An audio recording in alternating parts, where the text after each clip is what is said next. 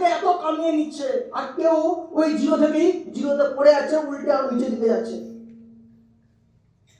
এই ভেদাভেদটা কেন, এই ডিফারেন্সটা কেন, এইটা সবার প্রথম বুঝতে হবে।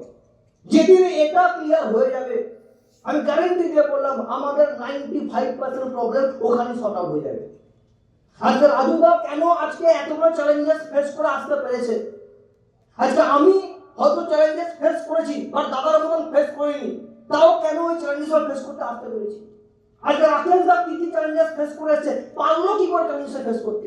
আজকে দাদা যদি আমরা এক্সাম্পল নিই, দাদাকে আমরা প্রত্যেকেই জানি দাদা কি কি লেভেলের স্ট্রাগল করেছে, এই চ্যালেঞ্জেস গুলো ফেস করে এসেছে কি মানুষটা।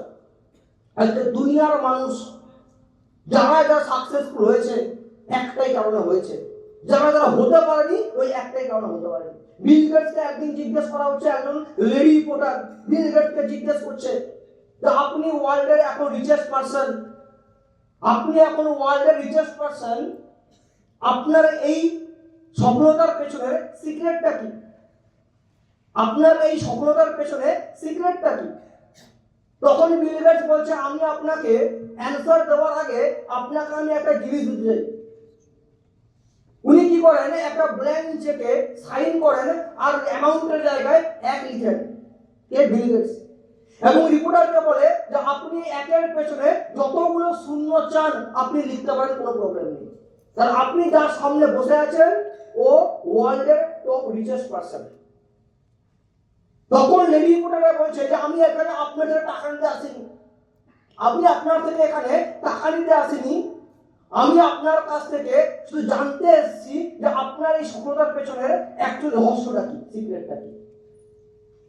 তো বিল গেটস তখন উনার থেকে চেকটা নিয়ে নেয়, আর চেকটা নিয়ে নেওয়ার পরে উনাকে বলে যে আপনি যদি এই চেকটায় জিরো লাগাতে পারতেন, কাল থেকে আপনি এই দুনিয়ার সব থেকে রিচেস্ট লেডি রিপোর্টার হতে পারতেন। আগামী দিনে আপনার সামনে বসে কেউ না কেউ ইন্টারভিউ আর আপনাকে সেম কোশ্চেন করতো, আর আপনি বসে ইন্টারভিউ দিতেন, যেটা আপনি কি করলেন, হারিয়ে ফেললেন। আমার এই সাকসেসফুল হওয়ার পেছনে একটাই রহস্য, আমি অপরচুনিটি কাজে লাগাতে পেরেছিলাম। আমার এই সাকসেসফুল হওয়ার জায়গায় একটাই রহস্য, আমি অপরচুনিটি কাজে লাগাতে পেরেছিলাম। অপরচুনিটি